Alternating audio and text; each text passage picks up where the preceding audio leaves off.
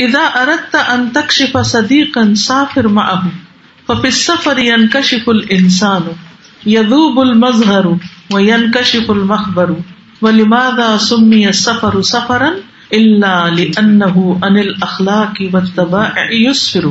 جب تم چاہو کہ کسی دوست کی حقیقت تم پر کھل جائے تو اس کے ساتھ سفر کرو، کیونکہ سفر میں انسان کی حقیقت کا پتہ چل جاتا ہے، سفر میں ہی اس کا ظاہر کھل جاتا ہے اور سفر میں ہی اندر کا پتہ چلتا ہے.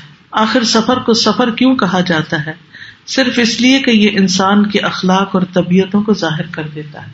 اچھا، ہماری مشکل یہ ہوتی ہے کہ ہم بہت جلدی کسی پہ ٹرسٹ کر لیتے ہیں، پھر دھوکہ کھا جاتے ہیں، پھر سب کو برا بھلا کہنے لگتے ہیں، پھر کسی پہ ٹرسٹ نہیں کرتے. تو یہ انتہائی رویے ہیں، یہ نہیں ہونا چاہیے. جب کسی کے ساتھ معاملہ کریں تو سوچ سمجھ کے، اس کو آزما کے، خصوصاً اگر بڑے فیصلے کرتے ہیں. پھر یہی کہوں گی کہ یہ چونکہ بچے کے لیے نصیحتیں ہیں تو آپ اپنے بچے کو کیا کہیں گے، کیا کریں گے؟ اپنے بچے کو آپ، جیسے اس نے کوئی پارٹنرشپ کرنی ہے کسی کے ساتھ، یا کوئی بزنس کرنا ہے مل کے کسی کے ساتھ، یا کسی کے ساتھ معاملہ کرنا ہے، تو اندھا دھند نہ کرنے دیں. لیکن پھر وہی بات کہ بچے نصیحت عام طور پہ کم مانتے ہیں، لیکن ہمارا فرض بنتا ہے کہ ہم ان کو سمجھائیں، ہم ان کو بتائیں، خصوصاً جہاں پیسے کا معاملہ ہو.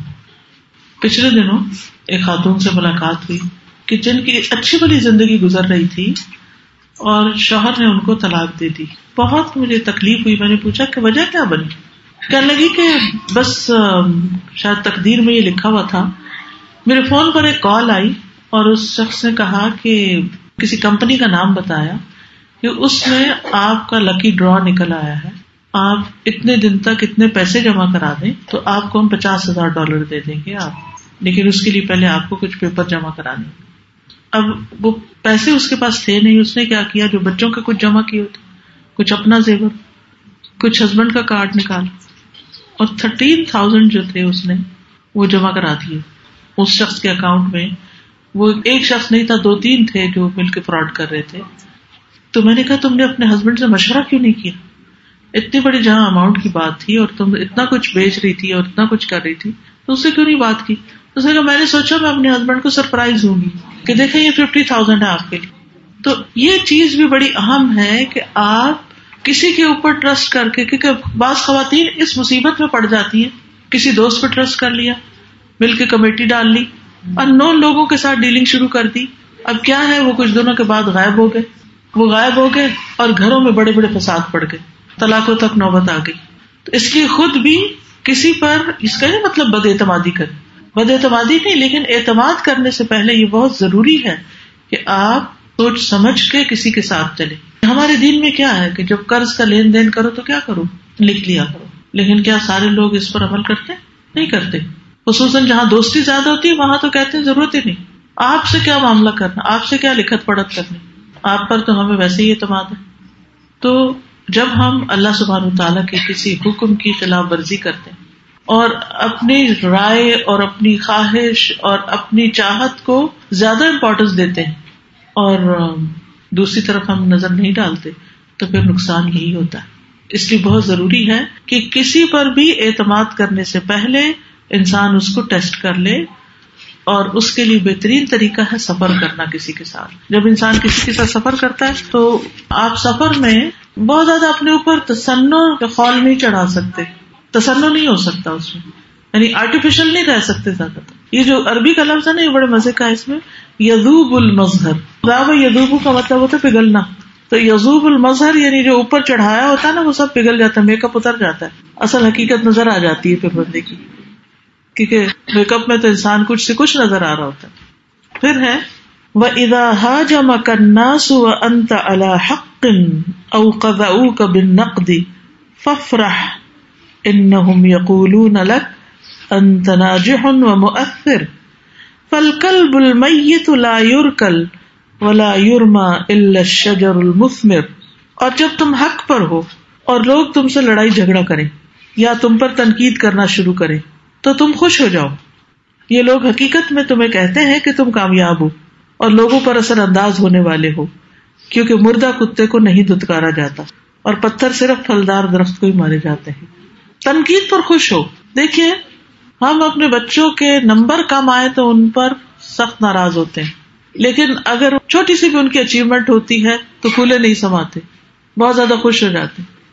لیکن ان کی زندگی میں اگر کوئی فیلئر آ گیا کسی بھی طرح کا، کسی ایگزام میں پیچھے رہ گئی کچھ، تو ان کو تانے دے دے کے اور ان کو برا بھلا کہہ کے ان کے اندر احساس کمتری پیدا کر دیتے کہ تم تو کچھ کر ہی نہیں سکتے.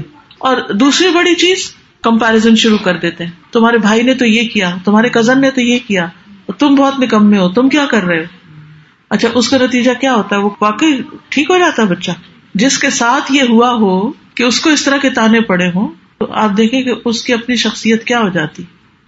اب آپ اپنے بچوں کو ضرورت سے زیادہ تانے دے دے کر ان کو اور زیادہ نیچے گرا رہے ہوتے ہیں. تو ایک طرف تو ہمیں بلا وجہ کی تنقیدیں نہیں کرنی، دوسری طرف اس سے اہم چیز، بچوں کو تنقید سہنی آنی چاہیے، کیونکہ ہر جگہ ان کو پروٹیکشن نہیں ملے گی جو آپ دیے ہوئے ان کو. کیونکہ کچھ مائیں بالکل دوسری طرف ہوتی ہیں، وہ ہر چھوٹی بڑی بات پہ تعریفیں بچوں کی کر رہی ہوتی، اور چھوٹی سی کامیابی کو بھی اتنا بڑھا چڑھا کے بیان کرتی ہیں. اور ایک اور چیز یہ کہ کمپٹیشن اور کمپیریزن کی دنیا میں نہیں رہنا. مثلاً بچہ گھر سے آتا ہے تو بتاتا ہے کہ مجھے اتنے مارکس ملے کسی سبجیکٹ میں، تو ہم اس پہ نہیں کہتے چلو الحمدللہ اچھی بات ہے. ہم فوراً کیا پوچھتے ہیں؟ اچھا بتاؤ وہ جو فلاں تمہاری کلاس میں پڑھتا ہے اس کے کتنے؟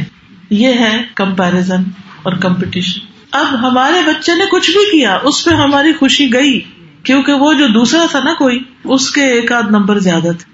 اس ایک آدھ کی وجہ سے ہم نے اپنے بچے کی خوشی کو نہ خود انجوائے کیا نہ اسے انجوائے کرنے دیا. اسی وقت ڈانٹ ڈپٹ شروع ہو جائیں گے، تم نہیں ایک دو اور لے سکتے تھے، میں نے کہا تھا نا تھوڑی سی محنت اور کرو. اس طرح کی باتیں نہیں کرنی چاہیے بچوں سے. آپ دیکھیے کہ جب دوڑ لگا رہے ہوتے ہیں، ہم بھاگ رہے ہوتے ہیں، بچوں کو جو سے بھگاتے ہیں، کمپٹیشن ہوتا ہے، تو اس میں آپ انہیں کیا سکھاتے ہیں؟ دائیں بائیں دیکھ کے بھاگنا. یہ کیا کہتے ہیں؟ سامنے دیکھنا. تو بچوں کو یہی سکھانا ہے کہ اپنی مقصد پہ نظر رکھو، اپنی منزل پہ، دائیں بائیں مت دیکھو کیا ہو رہا ہے، اپنے کام سے کام رکھو، آگے چلو، آگے بڑھو. جو شخص ڈرائیونگ کرتے ہوئے دائیں بائیں زیادہ دیکھے اور آگے کم دیکھے تو کس نتیجے میں پہنچے گا بھی کہ نہیں پہنچے گا. تو اس لیے زندگی میں بھی ہم میں سے ہر ایک کے پاس ایک گول ہونا چاہیے اور اس پر فوکس کرنا چاہیے. ادھر ادھر کی فضول باتیں چھوڑ کے اس پہ توجہ دینی چاہیے. جب انسان نہ تنقیدوں کے اوپر جاتا ہے اور نہ تعریفوں پہ جاتا ہے، نہ تعریف پہ بہت خوش ہو اور نہ تنقید پہ بہت پریشان ہو. اور بچوں کو بھی یہی سکھانا ہے کہ جب تم پر کوئی تنقید کرے تو تم خوش ہو جاؤ، کیونکہ اس کا مطلب یہ ہے کہ تم اب کچھ کرنے کے قابل ہو گئے ہو، کچھ کرنے لگ گئے ہو. اور اس میں انہوں نے جو کہا نا کہ فالکلب المیت لا یرکل، مردہ کتے کو تو کوئی لات بھی نہیں مارتا، ولا یرمى الا الشجر المثمر، اور پتھر صرف پھلدار درخت کو ہی مارے جاتے ہیں. یاد رکھیے کہ بچوں کو وصیت کرنا بہت ضروری ہے. ہو سکے تو ان باتوں کو، اگر آپ اچھا لکھنا جانتے ہیں تو ان باتوں کو پورے کا پورا نہیں لکھ کر اردو یا انگریزی میں چند پوائنٹس کی شکل میں اپنے بچے کو کسی کارڈ پر لکھ کر دے دیں، کسی پیپر پہ لکھ کے دے دیں، کسی میسج میں لکھ کر دے دیں. کیونکہ یہ انبیاء علیہ السلام کا طریقہ رہا ہے کہ خاص طور پر موت کے وقت انہوں نے اپنے بچوں کو وصیتیں کی. تو یہ وصیتیں بہت لانگ لاسٹنگ چیزیں ہوتی ہیں جو بچوں کی زندگی پہ اثر ڈالتی ہیں. یہ وہ احکامات ہوتے ہیں اور ایسی باتیں ہوتی ہیں کہ جو انسان خود تو مر جاتا ہے لیکن وہ اس کے مرنے کے بعد بھی اس کی اولاد کے کام آتی ہے. افسوس یہ کہ ہم صرف مادی چیزوں کو اکٹھا کرنے کو اپنے بچوں سے محبت کا سبب بتاتے ہیں یا محبت جتاتے ہیں. مثلاً اگر ہم ان کو زیادہ کھلونے لے کے دے رہے ہیں یا پھر اچھے کپڑے لے کے دے رہے ہیں تو اس سے یہ کہ ان کا کمرہ ہر آئے دن نئے فیشن کے مطابق سیٹ کر کے دے رہے ہیں تو شاید یہ زیادہ محبت کی بات ہے اور اس سے ہم اپنی محبت ثابت کرنا چاہتے ہیں. یا یہ کہ ہم ان کی دنیا بنانے کے لیے ان کو بہت مدد دے رہے ہیں، حالانکہ ان اے وے یہ نقصان دہ بھی ہوتا ہے کیونکہ ایسے بچے خود محنت کرنے کے عادی نہیں رہتے، خود پر کام نہیں کرتے، اپنی زندگی بھی جہنم بناتے اور دوسروں کی بھی، جن کو ہر کام کیا کرایہ مل جاتا ہے، جن کا ہر کام والدین ہی کر کے دے دیتے ہیں. اس لیے بہت ضروری ہے کہ ہم اپنی اولاد کو اپنے لیے صدقہ جاریہ بنائیں. تو اولاد صدقہ جاریہ کب بنتی ہے؟ جب آپ ان کی اچھی تربیت کریں گے، دین کے مطابق ان کی تربیت کریں گے اور ان کو وہ باتیں سکھا کر جائیں گے جو آپ ان کے مرنے کے بعد بھی یاد رکھیں گے. یعنی جو آپ اپنے والدین کے لیے کب صدقہ جاری بنتے، کن باتوں میں بنتے ہیں؟ انہوں نے جو باتیں سکھائیں ہم میں سے ہر شخص سوچے. میں اس وقت آپ کو صرف چند سیکنڈ دیتی ہوں کہ آپ غور کریں، آنکھیں بند کر کے اپنے ماضی میں جائیں اور سوچیں کہ آپ کو اپنی امی کی کون سی بات اب تک یاد ہے. وہ دنیا میں نہیں ہے، وہ بہت بزرگ ہو گئی ہیں، لیکن ان کی بات آپ کو یاد رہی، یا وہ بات جس نے آپ کو بہت فائدہ دیا. مجھے ایک بات جو میری امی کو اللہ تعالیٰ جنت نصیب فرمائے گا، تقریباً 6-7 سال کی تھی. ہماری دادی اماں اور ہم سب اکٹھے رہتے تھے. تو دادی اماں کے گھر میں گئی اور وہاں دادی جان نے کوئی بات کی. میں نے آ کے امی سے کہا دادی جان یوں، ابھی میں نے یہی کہا دادی جان یوں. امی نے رکھ کے اتنا تھپڑ لگایا میرے منہ پہ اور کہنے لگی آج کے بعد ادھر کی بات ادھر نہیں، ادھر کی بات ادھر نہیں. اور وہ نصیحت میں نے آج تک پکڑی ہوئی ہے الحمدللہ. اور الحمدللہ جو بات کسی کے سینے میں دفن ہے کبھی باہر نہیں نکلے انشاءاللہ. اللہ تعالیٰ کہتے ہیں تم کسی کا راز رکھتے ہو، تم کسی پہ پردہ ڈالتے ہو، تو قیامت کے روز انشاءاللہ وہ ہمارے آبوں پہ پردہ ڈالے گا. صدقہ کرنے کی مجھے اپنی والدہ کی یاد ہے.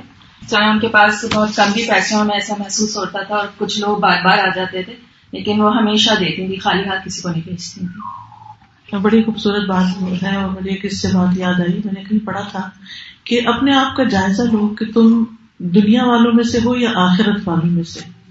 دنیا والوں میں سے یا آخرت والوں میں سے. مطلب کیا ہے کہ تم دنیا کے لیے جیتے ہو یا آخرت کے لیے جیتے ہو. تم دنیا سے زیادہ محبت کرتے ہو یا آخرت سے زیادہ محبت کرتے ہو. جب تمہارے گھر میں کوئی آتا ہے اور مال لاتا ہے تمہارے لیے یا کوئی تحفہ لاتا ہے تو اس کے آنے پر تم کیسا فیل کرتے ہو، اور جب کوئی تمہارے گھر صدقہ لینے آتا ہے یا ضرورت کی کوئی چیز لینے آتا ہے تو تمہارا رویہ کیا ہوتا ہے، تم کیا فیل کرتے ہو. اگر تو کچھ لانے والے سے تم زیادہ خوش ہوتے ہو تو وہ اس لیے کہ اس نے تمہاری دنیا میں اضافہ کیا، اور اگر لینے والے سے تم دل تنگ ہوتے ہو تو مطلب یہ ہے کہ تمہیں اپنی آخرت کے لیے کچھ اس کو دے کر جمع کرانے پر کوئی خوشی نہیں بلکہ دل تنگ ہے. کیونکہ اس کا مطلب ہے تم دنیا کو ترجیح دے رہے. کچھ پیمانے ہوتے ہیں کہ جن سے ہم اپنے اندر کو ٹیسٹ کر سکتے ہیں. دعوے تو ہم میں سے ہر شخص کرتا ہے. تو آپ کی بات کی کہ جب نہیں بھی ہوتا تھا، کوئی بار بار آ جاتے تھے تو بھی ان کو وہ دیتی رہتی تھی. تو یہ بہت بڑی بات ہے، اور وہی دیا ان کے کام آئے گا، اور وہی دیا آپ کے دل پہ بھی رہ گیا. بعض اوقات ہم کوئی چھوٹی سی بھلائی کسی کے لیے کرتے ہیں اور ہمارے نزدیک وہ کوئی اہمیت نہیں رکھتی، مگر دوسرے کے لیے بہت بڑی ہوتی ہے. مہمان بہت آتے تھے تو ہمیں اچھا نہیں لگتا تھا، اور امی کہتی تھی کہ یہ تو رحمت ہے، کوئی بات نہیں پکانے پہ، تو اس پہ خوش ہوا کرو. تو وہ بات بہت یاد آتی ہے. بالکل، جب پکاتے ہیں تو پھر وہ یاد آتا ہے کہ کیا کہا کرتی تھی. اب یہ جو باتیں ہیں اور ان پر آپ عمل کر رہے ہیں اپنی زندگی میں اگر، تو اس کا ثواب کس کو ملے گا؟ انہیں کو ملے گا. اب ہمیں یہ سوچنا چاہیے کہ ہم وہ کون سی باتیں اپنی اولاد کو سکھا کے جا رہے ہیں، وہ کون سی وصیتیں ہم کر رہے ہیں کہ جو ہمارے بچے یاد رکھیں گے. ہمارا کیا یاد رکھیں گے؟ سوچئے، اس کی ہمیں فکر کرنی چاہیے. کیونکہ ہم مصروف لوگ ہیں نا ہم سب، کیونکہ ہر ایک کے ہاتھ میں سیل فون ہے. ایک آئیڈیل گھر کا نمونہ کیا ہوتا ہے؟ باپ ہے. پہلے پھر بھی ٹی وی کو لگا لیتا تھا، چلو 2-3 لوگ اکٹھے بیٹھے ہوتے تھے، وہ بھی ٹھیک نہیں تھا. لیکن اب تو ہر ایک اپنے ہی اس میں گھسا ہوا ہے اور کسی کو کسی کی پرواہ نہیں. گھنٹوں اکٹھے بیٹھے لیکن اکٹھے نہیں بیٹھے ہوئے. ماں کے پاس اپنا فون ہے، باپ کے پاس اپنا ہے، بچے کے پاس اپنا ہے. ہر کوئی کہیں اور ہی کنیکٹڈ ہے، آپس میں کنیکٹڈ نہیں ہے. اس وقت اور بھی زیادہ ضرورت ہو گئی اس بات کی کہ آپ اپنے بچوں کو اپنے لیے صدقہ جاریہ بنائیں. کیونکہ مرنے کے بعد 3 چیزیں جو کام آئیں گی، ان میں سے پہلی بات ولد صالح یدعو لہ، نیک اولاد جو اپنے والدین کے لیے مرنے کے بعد دعا کرتی ہے. آپ اپنے آپ سے پوچھیے کہ کیا آپ نے اپنے بچوں کو میت کی بخشش کی دعا سکھا دی؟ کیا آپ نے اپنے بچوں کو وہ دعا سکھا دی ہے کہ آپ جب فوت ہوں گے تو وہ آپ کے لیے دعا پڑھیں گے؟ وہ نہیں، شاید ہمیں خود بھی نہ آتی ہو. تو یہ کتاب ہے ایاک نستعین، اس میں سے میں انشاءاللہ آپ کو سکھا دیتی ہوں آج. دیکھیے، سب سے پہلے تو میں اس کتاب کا آپ کو تعارف کرا دوں. دیکھیے، کتاب کا نام ہے وَإِيَّاكَ نَسْتَعِينُ، اور صرف تجھ سے ہم مدد چاہتے ہیں. اس میں دعائیں ہیں supplications for morning evening and protection کی دعائیں ہیں. اس میں عام طور پر جب ہمیں کوئی مسئلہ پیش آتا ہے تو ہم ایسی چیزیں پڑھنے لگتے ہیں کہ جو اوتھینٹک نہیں ہوتی. تو ان میں سے ہر دعا کا ریفرنس دیا گیا ہے اور ہر دعا کے بعد یہ سیپریٹڈ ہے بلو کلر کے، جس سے یہ پتہ چل جاتا ہے کہ کون کون سی دعائیں. اس میں آپ دیکھیے کہ سب سے پہلے تو یہ اللہ کی تسبیح اور درود شریف ہے اور اس کے پڑھنے کا فائدہ اینڈ میں دیا گیا ہے. پھر یہ ہے کہ مارننگ ایوننگ کے اذکار ہیں. ایک اور اچھی بات یہ کہ جن لوگوں کو عربی نہیں پڑھنی آتی ان کے لیے ٹرانسلیٹریشن نیچے دی گئی، انگلش میں عربی لکھی ہوئی ہے. آپ کسی بھی دعا کے نیچے دیکھیے عربی کے نیچے کیا لکھا ہوا. یعنی آپ کو اگر عربی نہیں پڑھنی آتی، کیونکہ مشکل یہ کہ ہمارے اب نئے بچے جو ہیں ان میں سے اکثر عربی میں نہیں پڑھ سکتے، یعنی قرآن تو پھر بھی پڑھ لیتے ہیں لیکن حدیث کی دعائیں نہیں آتی. یہ کتاب آپ نے ان کو ایک ایک دعا کر کے سکھانی ہے. تو سب سے پہلے تو یہ صبح شام پڑھی جانے والی دعائیں ہیں جن کے جو فائدے ہیں اگر کتاب کے پیچھے آپ دیکھیے میرٹس اینڈ ریفرنسز، جتنی بھی دعائیں ہیں اس میں ان سب کے یہاں فائدے بھی لکھے ہوئے ہیں اور ان کے ریفرنس بھی لکھے ہوئے ہیں. آپ جا کے چیک بھی کر سکتے ہیں کہ ان کی اوتھینٹسٹی کیا ہے، کہ کس دعا کے پڑھنے کا ثواب اور فائدہ کیا ہے. اگر آپ کو انگلش پڑھنی نہیں آتی سم ہاؤ یا آپ انگلش میں انٹرسٹڈ نہ ہو تو آپ یہ کسی ایسے کو دے سکتے ہیں کتاب جو اس سے زیادہ فائدہ اٹھائے، ورنہ یہ کہ دعائیں تو عربی میں ہیں وہ آپ پڑھ ہی سکتے ہیں. اچھا، صبح شام کی دعاؤں کے بعد آپ دیکھیے آگے ہے supplication protection from an enemy. اگر آپ کو کسی سے خوف ہے، خطرہ ہے، تو اس پر آپ یہ دعائیں پڑھ سکتے ہیں. پھر پروٹیکشن ڈیورنگ دا نائٹ، کیونکہ رات کے وقت کچھ لوگوں کو ڈراؤنے خواب آتے ہیں، ڈرتے ہیں بچے یا ویسے پریشان ہوتے ہیں. During the sleep, fright during the sleep, اس کی دعائیں ہیں. پھر اس کے بعد ایول وسپرنگز، شیطان کے وسوسے. اکثر لوگوں کو یہ پرابلم رہتی ہے کہ ان کو شیطان کے وسوسے بہت آتے ہیں، تو یہ اس کی دعائیں ہیں. پھر ایول آئی، اس سے بچنے کے لیے، بری نظر سے بچنے کے لیے، کیونکہ نظر لگ جاتی ہے نا بچوں وغیرہ کو، تو اس سے بچنے کے لیے دعائیں ہیں. کچھ لوگ مرچیں جلا کے اور پتنی اور کیا کیا کر کے وہ، تو یہ اوتھینٹک طریقے نہیں ہیں. آپ جو پراپر نبی صلی اللہ علیہ وسلم نے طریقہ بتایا ہے دعا کرنے کا وہ پڑھیے. پھر بلیک میجک وغیرہ کے اگینسٹ دعائیں ہیں. پھر جن وغیرہ کا اثر، اس سے بچنے کے لیے. کچھ لوگ جنوں سے بہت ڈرتے ہیں یا ان کو محسوس ہوتا ہے کہ کوئی ہے، تو اس کو آپ پڑھیں. پھر اسی طرح سپلیکیشنز فار ہیلنگ، یعنی صحت کے لیے، کسی بھی طرح کی بیماری ہو. اگر کسی سکھ کو وزٹ کرنے جائیں تو اس وقت اس پہ کیا پڑھیں، ہاسپٹل میں جائیں یا گھر میں کوئی بیمار ہو تو اس پہ کیا پڑھ کے دم کریں. پھر ڈیسیزڈ کے لیے، جو فوت ہو گیا ہو اس کے لیے کیا دعا پڑھیں.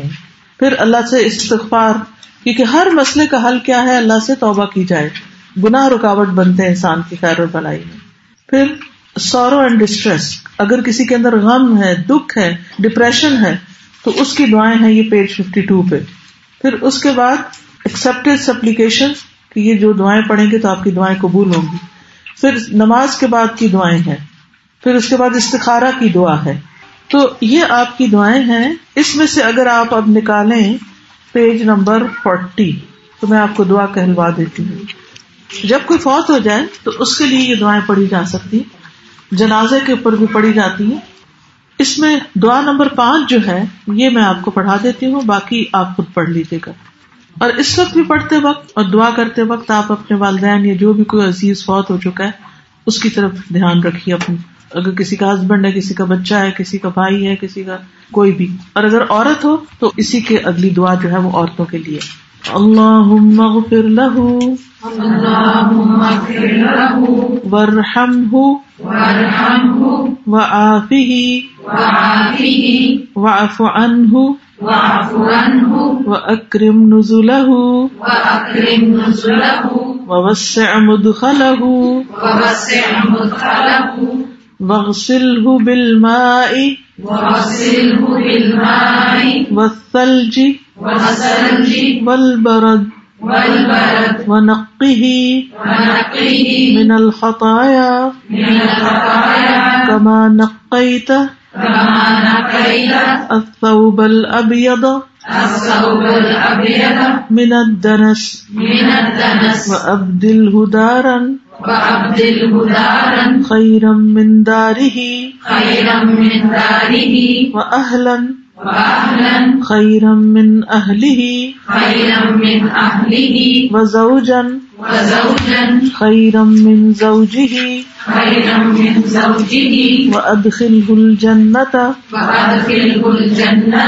وأعذه من عذاب القبر ومن عذاب النار.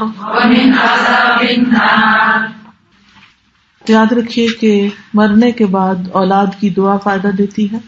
اگر آپ یہ دعائیں اپنے بچوں کو سکھا دیں گی تو وہ خود بھی پروٹیکشن میں رہیں گے, ان کا دین ایمان بھی, اور اس کے ساتھ ساتھ جب وہ پڑھیں گے وہ آپ کے لیے صدقہ جاریہ ہوگا. اور اس کے ساتھ اگر آپ اپنے شاگردوں کو سکھا دیں گے یا اوروں کو, بہن بھائیوں کو, گھر میں کتاب رکھی ہوگی, سب پڑھیں گے تو انشاءاللہ تعالی ثواب جاریہ ہوگا, صدقہ جاریہ ہوگا. تو یاد رکھیے کہ جو وصیتیں کرنا ہوتا ہے یہ ہم سب کے لیے ضروری ہے کہ اپنے بچوں کے لیے لکھ کر یا زبانی کچھ نہ کچھ ان کو سکھا کر جائیں. وصیت اور نصیحت میں فرق کیا ہے؟ وصیت وہ نصیحت ہوتی ہے جس میں زندگی کے علاوہ موت کے بعد کے لیے بھی یعنی لانگ ٹرم نصیحتیں ہوتی ہیں اور تاکیدی حکم ہوتے ہیں. اب اس کتاب کا آپ نے کیا کرنا ہے؟ خود بھی پڑھیں گے اور کیا کریں گے. اگر بچے دور ہیں, سامنے نہیں ہے, پھر کیا کریں گے؟ اس میں سے ٹائپ کر کے کچھ چیزیں پوائنٹس میسج کر کے دے دیں گے, ٹھیک ہے انشاءاللہ تعالی. پھر کہتی ہے بنیا عندما تنتقد احدا فبعين النحل تعود ان تبصر ولا تنظر للناس بعين ذباب فتقع على ما هو مستقبر. اے میرے بیٹے, جب تم کسی پر تنقید کرو تو اپنی عادت بنا لو کہ شہد کی مکھی کی نظر سے دیکھا کرو اور لوگوں کو عام مکھی کی نظر سے نہ دیکھو ورنہ تم گندگی پر ہی گرو گے. ہر ایک سے اچھی بات سیکھو, اس کی خامیوں پہ مت نظر رکھو, یعنی بری چیزوں سے مت پک کرو. اب دیکھیے کہ دو طرح کی مکھیاں ہیں, شکل میں بھی بہت کم فرق ہوتا ہے. شہد کی مکھی کہاں جا کے بیٹھتی ہے؟ پھول پر. اور کیا لے کر آتی ہے وہاں سے؟ رس. رس سے کیا بناتی ہے؟ شہد سے کیا ہوتا ہے؟ شفا. اچھا, گندی مکھی کیا کرتی ہے؟ کہاں بیٹھتی ہے؟ گندگی پر. وہاں سے کیا لیتی ہے؟ گندگی. کہاں جا کے بیٹھتی ہے؟ جس چیز پر بھی, اور وہاں کیا چھوڑ کے آتی ہے؟ گندگی. اور اس گندگی سے کیا پھیلتی ہیں؟ بیماریاں. ایک شفا لاتی ہے اور ایک بیماری لاتی ہے دونوں ہی مکھی. کچھ لوگوں کے طریقے سے معاشرے میں خوشی پھیلتی ہے, وہ خیر پھیلاتے ہیں, خیر کی کنجیاں ہوتے ہیں, اور کچھ لوگ شر کی کنجیاں ہوتے ہیں, ان سے فساد پھیلتے ہیں, لڑائی جھگڑے پیدا ہوتے ہیں, ایک دوسرے سے دل پٹتے ہیں. تو بچوں کو کیا سکھانا ہے کہ تم نے اچھے لوگوں سے دوستی کرنی ہے, اچھی باتیں سیکھنی ہے, گندی صحبت نہیں, ایسے لوگوں کے ساتھ نہیں کہ جو گالی گلوچ کرتے ہوں یا جو اپنے ماں باپ کے نافرمان ہوں یا کچھ بھی. اور اکثر لوگ مجھ سے یہ بھی پوچھتے ہیں کہ بچوں کی تربیت کیسے کرے, تو کہتے ہیں ان کو اچھے دوست ہیں, وہ جو باتیں ہم سے نہیں مانتے نا وہ اپنے دوستوں کی مان لیں گے. صحبت کا بہت اثر ہوتا ہے. ہم بھی جس مجلس میں بیٹھتے ہیں اس کا اثر لے کے اٹھتے ہیں, کچھ نہ کچھ تو ضرور ہی لیتے ہیں. پھر کہتی ہے نم باخرن یا بنیا فالبرکۃ فی الرزق صباحا واخاف ان یفوتک رزق الرحمن لانک تسحر. اے میرے بیٹے, رات کو جلدی سویا کرو کیونکہ صبح کے وقت رزق میں برکت ہوتی ہے, اور میں ڈرتی ہوں کہ تم سے رحمان کا رزق فوت ہو جائے گا کیونکہ تم راتوں کو جاگتے ہو. کیونکہ دن کام کے لیے بنایا نا اللہ نے. تو اگر بچے دن کو سوئیں گے اور کام نہیں کریں گے تو کیا بنے گا؟ آج کل کتنا مشکل ہو گیا نا, الٹا ہو گیا, سب ماں باپ پریشان. لیکن ہمیں کہتے تو رہنا چاہیے نا. اور یہ بات اتنے خوبصورت انداز میں ہمیں نہیں کہنی آتی جس طرح یہ کہی گئی ہے کہ رحمان کا رزق نہ فوت ہو جائے تم سے. تو اس لیے بہت ضروری ہے کہ ہم اپنے اندر اچھی عادتیں پیدا کریں اور اس خیر کی بات کو عام کریں. دیکھیے قرآن مجید میں آتا ہے کہ سَيَذَّكَّرُ مَن يَخْشَىٰ وَيَتَجَنَّبُهَا الْأَشْقَى. جو حق کی بات, خیر کی بات ہوتی ہے, جو اللہ سے ڈرتا ہے نا وہ لے لیتا ہے. اس کو پتہ نہیں ہوتا, وہ کہتا ہے اچھا ایسا بھی ہوتا ہے, وہ خیر کی بات شوق سے لے لیتا ہے. اور جو بدبخت ہوتا ہے وہ اس سے منہ موڑ کے چلا جاتا ہے, وہ نہیں لیتا. تو اب ان کی وجہ سے جو اچھے لوگ ہیں ان کو خیر کی بات نہ بتائی جائے, ان کو تو بتائی جائے نا, وہ تو لیتے رہیں. تو کبھی یہ نہ سوچیں کہ نہیں بچے نہیں مانتے, کوئی فائدہ نہیں نصیحت کرنے کا. یہ منفی انداز پہلے ہم اپنے سے دور کریں. اچھا ایک بات یاد رکھیے, آج بتائیں گے نا تو ہو سکتا ہے آج سنی انسنی کر دیں. ہم اپنا بچپن بھی تو یاد رکھیں نا کچھ چیزیں. آپ کو پتا میرے والد نے مجھے عربی گرامر پڑھائی, مجھے اتنی مشکل لگتی تھی تو میں کہتی تھی ٹھیک ہے یہ ساری پڑھا دیں اور میں جو ہی میں آزاد ہوں گی نا سب سے پہلے گرامر بھلا دوں گی. میں اپنے اندر کہا کرتی تھی میں بھلا دوں گی. اس وقت مجھے نہیں اچھی لگتی تھی, لیکن آپ یقین کریے کہ جو ہی مجھے ہوش آئی سمجھ آئی تو میں اتنا زیادہ گرامر پڑھنا لگ گئی کہ میرے سہارے کے نیچے کتاب ہوتی تھی, میں ہر روز اس میں سے کچھ نہ کچھ پڑھتی تھی, اور اس سے پھر قرآن کو سمجھنے میں سمجھانے میں بہت آسانیاں ہوئی. تو اب بچوں کی باتیں اتنی سیریس نہ لیا کریں کہ جو یہ کہہ رہے ہیں اب تو زندگی ختم ہو گئی اور یہ تو پتہ نہیں کیا بن جائے. نہیں, وہ بچوں کی بات بچوں والی ہوتی ہے. وہ آج اگر ایک چیز کہہ رہے ہیں تو کل الٹ بھی جائیں گے اس سے. تو آپ اچھی امید رکھ کے ان کو اچھی نصیحتیں کرتے رہیں, چاہے ان کو میٹھی لگے یا کڑوی لگے. کوئی گولی میٹھی ہوتی ہے, کوئی کڑوی بھی ہوتی ہے. تو اس لیے آپ ان کے ساتھ معاملہ کرتے رہیں اور ان چیزوں کو پہلے اپنے اندر لانے کی کوشش کریں تاکہ ہمارے نمونے سے بھی بچے سیکھیں انشاءاللہ تعالی. دیکھیے کچھ کارڈز اور کتابیں جو ہے نا باہر اور بھی ہیں آپ کے لیے. اگر آپ چاہتے ہیں کہ بچے نیک ہو تو یہ صالح اولاد کے لیے دعائیں, تقویٰ کی دعا جیسے ہمارے اندر پیدا ہو. پھر فرائیڈے بلیسڈ ڈے, اس کے بارے میں جمعے کے دن میں کیا کیا کرنا چاہیے, اور اس کے اپنے بچوں کو بھی امپورٹینس بتائیں. یہاں تو چونکہ جمعے کا دن عام دنوں کی طرح ہوتا ہے تو کوئی مخصوص عبادت وغیرہ نہیں ہوتی, تو کون سی مصنون باتیں ہیں وہ ضرور دوسروں تک پہنچائیں. ایون آپ اگر خود لے کے مسجد کسی میں بھی بانٹ کے آ جائیں اپنے پیرنٹس کی طرف سے صدقہ جاریہ کے طور پر تو وہ بھی اچھا ہے. سیکریڈ منتھ آف محرم میں کیا کیا کرنا چاہیے. پھر اسی طرح فوت شدہ کے لیے دعائیں, یہ جو دعائیں اس میں تھی نا یہ چھوٹے کارڈ کی شکل میں بھی ہیں. اگر کسی کو کوئی فوت ہو جائے آپ تعزیت کرنے جائیں تو ان کو دے کر آئیں, حوصلہ بڑھانے کے لیے وہ پڑھتے رہیں. پھر اللہ سبحانہ وتعالیٰ کی حمد و ثنا کا کارڈ ہے, اس میں تسبیح تکبیر وغیرہ ہے. اور اسی طرح یہ کارڈ ہے, اس میں صرف حمد کی دعا ہے. اور یہ دعا جو ہے اس کے بارے میں حدیث بھی لکھی ہوئی ہے, صحیح جامع کی حدیث ہے, امامہ الباہلی سے روایت ہے کہ نبی صلی اللہ علیہ وسلم نے فرمایا کہ کیا میں تمہیں ایسا ذکر نہ بتاؤں کہ جو دن رات مسلسل ذکر کرنے سے بہتر ہے. اور وہ یہ دعا سکھائی, کہیں بھی آپ لگا لیں اور اس کو پڑھتے رہیں. سوال لکھا ہے کسی نے, اگر کسی کے گھر سے نیاز آئے تو اس کا کیا کرنا چاہیے, کیا پھینک دیں یا کھا لیں؟ اب اس میں آپ دیکھیے کہ نیاز کیا ہوتی ہے. آپ بتائے گا کوئی مجھے کیا ہوتی ہے نیاز؟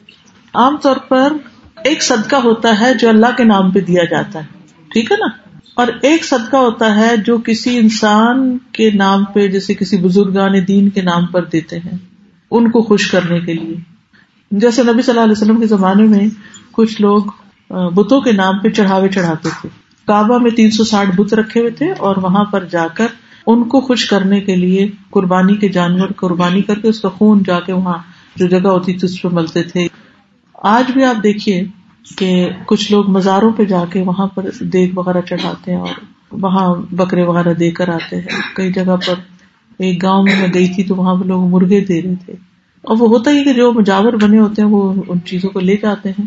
تو اللہ کے علاوہ کسی کو بھی خوش کرنے کے لیے کوئی کام کیا جائے, چاہے بکرا دیا جائے یا دکھاوا کیا جائے, یہ شرکیہ کام ہو جاتے ہیں. اور ایسا کھانا جو ہے وہ نہیں کھانا چاہیے. جیسے قرآن مجید میں آتا ہے نا, ان صلاتی و نسکی و محیای و مماتی للہ رب العالمین, بے شک میری نماز, میری قربانی, میرا جینا, میرا مرنا سب اللہ کے لیے. تو نماز جہاں اللہ کے لیے پڑھنی چاہیے, سجدہ اللہ کو کرنا چاہیے, وہاں قربانی بھی اللہ کے لیے کرنی چاہیے, کھانا بھی صدقے میں اللہ کے لیے دینا چاہیے. جب کوئی کسی اور کا نام اوپر پڑھ دیتا ہے تو پھر وہ کھانا جائز نہیں, تو وہ آپ خود نہیں کھا سکتے. ہاں اگر کوئی نان مسلم ہے تو آپ اس کو دے دیجیے, ورنہ یہ کہ پھینک دے. لیکن استاذہ اگر یہ کہیں کہ دیا تو اللہ کے نام پہ ہے, لیکن نیت یہ ہے کہ ثواب ان کو پہنچے, کہ یعنی ان کو فائدہ ہو جائے اس چیریٹی, اس کھانے کا, دیکھیں ان کے پاس تو پہلے ہی بہت نیکیاں ہیں. تو کھانا رکھ کر سورہ فاتحہ وغیرہ پڑھنا. اس میں آپ کو دیکھنا ہوگا کہ کیا نبی صلی اللہ علیہ وسلم ایسا کرتے تھے, سنت سے ثابت نہیں ہے, ٹھیک ہے نا. نیت جو ہوتی ہے نا وہ دل میں ہی ہوتی, اور اس میں یہ کہ آپ کو رکھ کے باقاعدہ ایک وہ کرنے کی ضرورت نہیں. آپ اپنے والدین کی طرف سے صدقہ جاریہ کر رہے ہیں, کھانا کھلا رہے ہیں, کتابیں بانٹ رہے ہیں, کچھ کر رہے ہیں, کرتے رہیں. یہ ایسے ہی جیسے زندہ کو ہم گفٹ دیتے ہیں نا, تو مرنے کے بعد ہم ایک طرح سے ان کو اس صدقہ خیرات کا ایک طرح سے ثواب بطور گفٹ دے رہے ہوتے ہیں. اس میں کوئی حرج نہیں, لیکن یہ خاص مخصوص طریقے سے کسی مولوی صاحب کو بلا کے اور پھر بٹھا کے اور اس کے اوپر پڑھوانا, یہ سب خود ساختہ رسم ہے, ان سے بچنا چاہیے. یہ کھانا آیا ہو اور دینے والا بھی یہ اقرار کرے کہ یہ اللہ کے نام پہ ہے لیکن دن مخصوص ہے, اس میں آپ دیکھیے کہ دین کے جتنے بھی احکام ہیں جو ثواب اور گناہ سے تعلق رکھتے ہیں، ان کو کرنے کا اختیار کس کے پاس ہے؟ میرے پاس ہے یا آپ کے پاس ہے؟ کسی نے 11ویں کا دن مقرر کر دیا اور اگر میں اعلان کروں کہ آج سے ہم 15ویں کو یہ کریں گے تو کیا مجھے اس کی اجازت ہے؟ کیوں؟ اس لیے کہ اللہ اور اس کے رسول کا یہ حکم ہی نہیں، اور ہم نے ہر وہ کام کرنا جو سنت سے ثابت۔ جی، عبادت میں، نیکی کے کام میں صرف وہ چیزیں کرتے ہیں جو قرآن اور حدیث سے ثابت ہیں، جو لوگوں نے خود سے خود بنا لی ہے، وہ دین کا حصہ نہیں ہے بلکہ دین میں مداخلت ہے، انٹرفیئرنس ہے جو پسندیدہ ہے۔ کھانا ہوتا ہے وہ ہمیں نہیں کھانا چاہیے۔ برتھ ڈے تو ایسی ایک کلچرل چیز ہے، اس کے پیچھے کوئی وہ تو نہیں ہوتا کہ کسی نے کسی بدھ کے نام پہ کوئی کھانا پکایا ہوتا ہے۔ یہ کچھ دیکھیے، 2 ایشوز کٹھے کر رہے ہیں آپ۔ ایک یہ ہے برتھ ڈے منانا، وہ ہمارا تہوار نہیں ہے، لیکن اگر کسی نے کوئی ٹافیاں بانٹ دی اور بچے نے ٹافی کھا لی تو حرام نہیں کھایا۔ کیا ہم پیریڈز کی حالت میں مسجد میں قرآن کی کلاس اٹینڈ کر سکتے؟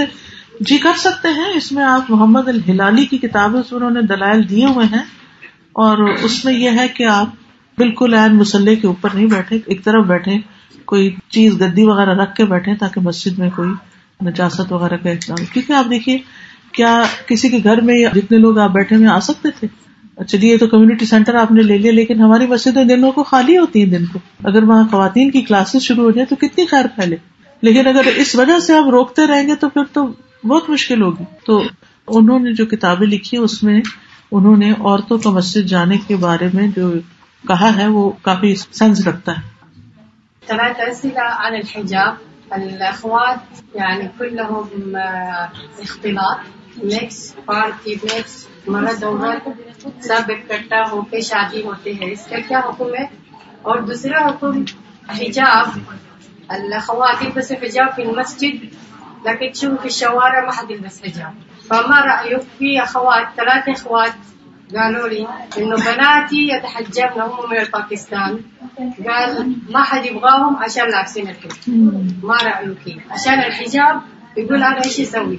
يعني بناتي يلبسوا الحجاب ما حد يبغى يتزوج، هذا في باكستان 90% 90% عشان الحجاب، فالحجاب في المسجد يلبسوا حجاب کامیاب اچھی طرح پہنتے ہیں لیکن راستہ میں دیکھے کیسے ہیں، اور پارٹی جو ہوتے ہیں مکس ہوتے ہیں، اس کا کیا حکم ہے؟ اور تیسری سوال یہ ہے کہ بھائی نے گھر خریدا سود سے، پھر دوسرے بھائی کو صلہ رحمی کاٹ دیا، کیوں؟ وہ بولے کہ سود میں کیوں گھر خریدا، اس لیے وہ آگے جانا تعلق ختم کر دیا۔ اچھا، ربا، سود، یہ اللہ کا حرام، اللہ حساب کتاب کرنے والا اللہ ہے، لیکن آپ اس کو صلہ رحمی، اللہ نے فرمایا تقطعوا ارحامکم، بولا تعلق ختم کر دیا، اس کا کیا حکم ہے؟ قطع رحمی تو نہیں کرنی چاہیے نا، یہ تو آپ نے خود ہی بتا دیا نا کہ وہ تو اس کا اور اس کے رب کا معاملہ ہے۔ آپ کے اوپر تو اپنے بہن بھائیوں کا حق ہے، وہ نان مسلم بھی ہوگا تو آپ تو اس کے ساتھ تعلق رکھنا ہوگا کیونکہ خون کا رشتہ ہے، لکم دینکم ولی دین، لیکن یہ ہے کہ رشتوں کو نہیں کاٹنا چاہیے۔ دوسری بات یہ ہے کہ جو آپ نے حجاب سے متعلق باتیں کی ہیں، میں نے پہلے بھی عرض کیا کہ میرے جو لیکچرز ہیں، جو میری رائے ہے وہ اس میں سب موجود ہے کہ پردہ کا حکم کیوں ہے اللہ نے دیا ہے۔ اصل میں دیکھیے، جتنی بھی قیمتی چیزیں ہوتی ہیں ہم خود بھی ان کو ڈھانکتے ہیں تاکہ ان کی حفاظت ہو۔ عورت بہت قیمتی چیز ہے، تو اس کو جو حجاب کا حکم اللہ نے دیا ہے وہ اس کے فائدے میں دیا ہے، لیکن جب ہم اس حد کو توڑتے ہیں تو اپنا ہی نقصان کرتے ہیں۔ تو اس کے تفصیلی دلائل جو ہیں سورۃ الاحزاب، سورۃ النور میں موجود ہے۔ سورۃ النور وہ سورت ہے جس کے شروع میں اللہ تعالیٰ فرماتے ہیں سورۃ انزلناها وفرضناها، یہ سورت اسے ہم نے اتارا ہے، یعنی اللہ کا حکم ہے اور ہم نے اس کو فرض کیا ہے، اور اس کے اندر عورتوں کو اپنی زینت چھپانے کا حکم ہے۔ یہ کسی مولوی کی بات نہیں ہے، یہ میری بات نہیں ہے، اللہ کا حکم ہے کہ عورتیں اپنے سینے ڈھک کے رکھیں، عورتیں اپنے زینت کو چھپا کے رکھیں۔ اور خاص طور پر آپ دیکھیے افسوس کے ساتھ یہ کہنا پڑتا ہے، جیسے شادی پارٹی ہوتی اس وقت ہم سب سے زیادہ زینت میں ہوتے، اور اس وقت ہم جب مردوں کی مجلس میں چلے جاتے ہیں تو پھر اپنے لیے خود ہی نقصان ہوتا ہے۔ اور اس میں صرف یہ نہیں کہ چلے ہم کہتے ہیں لو آپ تو ہر ایک پہ شک کرتے ہیں کہ شاید کوئی نہیں، شک کی بات نہیں، ہر ایک کے ساتھ شیطان ہوتا ہے، کسی کو کسی کی کوئی بھی ادا اچھی لگ سکتی۔ پھر گھروں میں کتنے مسائل ہوتے ہیں، آپس میں ٹرسٹ ختم ہوتا ہے ہسبینڈ وائف کا، اس ٹرسٹ کے ختم ہونے کی وجہ سے پھر زندگیاں دوبر ہو جاتی ہیں، مشکلات آ جاتی ہیں۔ تو اپنے وقار کو قائم رکھنا، اپنے حجاب کو قائم رکھنا، اپنے آپ کو اس طریقے پہ رکھنا جو اللہ نے ہمارے لیے مقرر کیا ہے، یہ ہمارے اپنے فائدے کی چیز ہے. غیبت سے کیسے بچا جائے؟ ارادہ کرنے کے بچنا ہے. کیا پیریڈز میں قبرستان جایا جا سکتا ہے؟ جانا ہی کیوں ہے؟ اگر آپ کو عبرت کے لیے جانا نا تو دیوار کے پاس کھڑے ہو کر قبروں کو دیکھے اور سوچے کہ ایک دن میں بھی نیچے ہوں گی زمین کے، تو اس وقت اکیلی بھی ہوں گی اور رات بھی ہوگی اور ٹھنڈ بھی ہوگی، تو کیا ہوگا؟ اس کی تیاری کرنی ہے بہنوں، ہم سب نے کرنی ہے. دنیا کی رونقیں زینتیں سب ختم ہو جائے گا. وہاں جانا ہے، نہ بچوں نے ساتھ جانا ہے، نہ میاں نے جانا، نہ لوگوں نے جانا ہے، اکیلے جانا ہے. اس گھر کو سجائیں. ہم سارا وقت دنیا کے گھر سجاتے رہتے ہیں اور اس گھر کو بھول جاتے ہیں. اللہ ہم سب پہ رحم کرے. چیئر پہ ہم سیدھا کرتے ہیں تو ہمارا ماتھا اور ناک پھر یہ کہیں بھی نہیں لگتا. دیکھیے بہنوں کو میں ایک بات بتاتی ہوں جو میرے اپنے ایکسپیرینس میں آئی ہے اور میں نے سیکھا ہے. میں جب 10 سال پہلے کینیڈا میں تھی تو ایک دم سردی آئی اور مجھے نہیں پتا تھا کہ کتنی سخت ہوتی ہے اور کس طرح بچنا ہوتا ہے. تو میں باہر واک کرنے چلی گئی اسی طرح اپنے نارمل ڈریس میں. اب واک کر کے جب واپس آئی تو میری ٹانگ بہت اکڑی ہوئی تھی اور میں نیچے جا ہی نہیں پا رہی تھی. جانا بھی چھوڑ دیا کیونکہ جا ہی نہیں سکتی، جا نہیں پا رہی تھی. سمجھ بھی نہ آئے یہ گولی کھا وہ کھا، کوئی خاص فرق تھوڑا بہت پڑا اتنے میں. میں تو بالکل ہی کرسی پہ آ گئی. تو مجھے اس کا بڑا رنج اور غم رہتا تھا کہ یا اللہ یہ کیا ہے. اور میں چھوڑا نہیں، مستقل کوشش کرتی رہی کہ کوئی علاج اس کا ہو جائے. الحمدللہ علاج کے ساتھ یہ کہ 3 چیزوں نے مجھے بہت فائدہ دے دیا اللہ کے فضل سے. نمبر 1 یہ کہ کلونجی آئل جو تھا اس کا میں نے اس جگہ پر مساج شروع کیا سرکولر موشن میں. اس کو ہر روز رات کو پیور کلونجی آئل سے سونے سے پہلے، اس سے وہ جگہ اکڑن جو تھی اور درد جو تھی وہ کم ہونا شروع ہو گئی. دوسری بات یہ جو درد کی دعا ہے، بسم اللہ بسم اللہ بسم اللہ اعوذ باللہ و قدرتہ من شر ما اجد و احاذر، یہ جو ہیلتھ والا گرین کارڈ ہے اس کے اندر جس جگہ درد ہو وہاں ہاتھ رکھ کے پڑے. یہ دعا مجھے آتی تھی اور مجھے بھولی تھی. ایک دفعہ ہمارے گھر گیسٹ آئے میرے بھائی کے سسرال کے لوگ، تو کہنے لگے کہ آپ بہت مشکل سے چل رہی ہیں. میں نے کہا ہاں. کہتی آپ کو وہ دعا یاد ہے؟ کسی نے مجھے بتائی تھی اور میں نے جب پڑھی تو میں تو بالکل ٹھیک ہو. اچھا آتی تھی لیکن بھولی ہوئی تھی. تو الحمدللہ وہ ہاتھ رکھ کے پڑھنا شروع کی. تیسرے حدیث پڑھا رہی تھی تو یہ حدیث بیچ میں آئی کہ ہر روز ابن آدم پر اس کے 360 جوڑوں کا صدقہ واجب ہو جاتا ہے. چاشت کے 2 نفل جو ہیں وہ ان جوڑوں کا صدقہ ہے. اس نیت سے میں نے پڑھنے شروع کی کہ یا اللہ یہ جوڑ سلامت رکھ اور میری درد دور کر دے. اور پھر میں نے بڑی مشکل سے گھسٹ کے آہستہ آہستہ نیچے جانا شروع کیا اور کچھ دن تکلیف میں گزرے، لیکن الحمدللہ اللہ کے فضل سے اب میں نیچے بیٹھ کے نماز پڑھ لیتی ہوں. تو ریسنٹلی اس وزٹ میں پھر ٹھنڈ لگی مجھے کہیں اور رائٹ لیگ کا یہ مسئلہ ہو گیا. پھر میں نے کہا کہ نہیں، میں نے کرسی پر نہیں بیٹھنا. نیچے جانے میں اتنی مشکل کرتے کرتے کرتے یعنی کبھی سانس بھی بہت پھول جاتا ہے، کبھی بہت شدید تکلیف بھی ہوتی ہے، لیکن الحمدللہ نیت اور ارادہ اور دعا کہ اللہ نہیں نیچے، کیونکہ سجدے کی سمجھ نہیں آتی. تو تھوڑی بہت تکلیف میں، وہ تھوڑی تو نہیں ہوتی تو ٹھیک ٹھاک ہی ہے، لیکن یہ ہے کہ انسان علاج کے ساتھ ساتھ نیچے جانا نہ چاہے. اچھا اس میں کیا فائدہ ہوتا ہے کہ جب آپ جاتے رہتے ہیں تو وہ جو اکڑن ہے وہ کم ہونا شروع ہو جاتی ہے. اور قرآن مجید کی یہ آیت مجھے بڑی فائدہ دیتی ہے، وَلَلْآخِرَةُ خَيْرٌ لَكَ مِنَ الْأُولَىٰ، آخرت پہلے حصے سے بہتر ہے. کوئی بھی کام شروع میں بڑا مشکل ہوتا ہے، کرتے رہو تو آسان ہو جاتا ہے. تو کبھی بھی نیکی کا کوئی کام شروع کر کے تھوڑے دنوں میں گھبرا کے چھوڑ نہ دیں، لگے رہے، ایک دن آپ کر جائیں گے. جیسے قرآن سیکھنا ہے، تجوید سیکھنی ہے، ترجمہ سیکھنا ہے، کچھ کرنا ہے، لگے رہیں، آسان ہو جائے گا.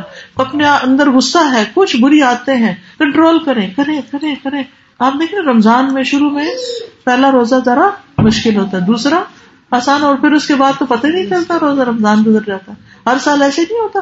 تو اسی طرح جو کام کرنا ہو ان مع العسر یسرا، تنگی کے ساتھ آسانی. ٹھیک ہے، میرا آخری پیغام یہی ہوگا کہ جو سیکھ رہے ہیں وہ استقامت سے سیکھیں، جو نہیں سیکھ رہے الحمدللہ ٹیچرز بھی موجود ہیں اور بھی اس انتظامات ہیں، جس کو جو سوٹ کرتا ہے تو وہ سیکھے اور ریگولر طور پر سیکھے، کیونکہ علم زندگی ہے، علم کے بغیر انسان جاہل ہے اور جہالت موت ہوتی ہے.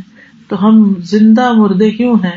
ہمیں روشنی اور زندگی چاہیے ہمارے دلوں کو، علم حاصل کرتے رہیں. آپ سب کا میں شکریہ ادا کرتی ہوں کہ آپ آئے اور ملاقات کا موقع دیا اور ہم سب نے مل کے کچھ اچھی باتیں سیکھی. میری دعا ہے اللہ تعالیٰ ہمیں عمل کی توفیق عطا فرمائے. سبحان اللہ والحمد للہ ولا الہ الا اللہ واللہ اکبر ولا حول ولا قوة الا باللہ العلی العظیم. اللہم صل علی محمد وعلی آل محمد کما صلیت علی ابراہیم وعلی آل ابراہیم انک حمید مجید. اللہم بارک علی محمد وعلی آل محمد کما بارکت علی ابراہیم وعلی آل ابراہیم انک حمید مجید.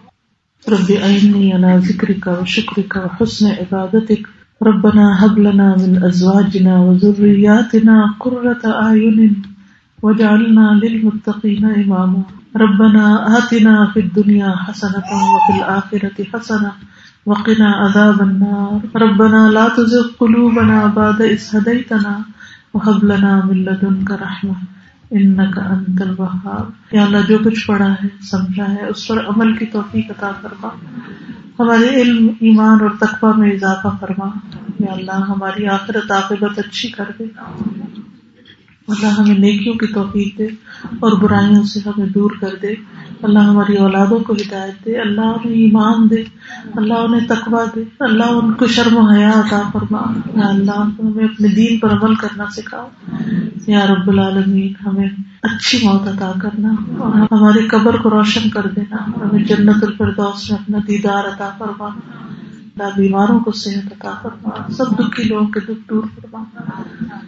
ربنا تقبل منا انك انت السميع العليم وتب علينا انك انت التواب الرحيم. وصلى الله تعالى على خير خلقه محمد وعلى آله واصحابه واهل بيته اجمعين برحمتك يا ارحم الراحمين.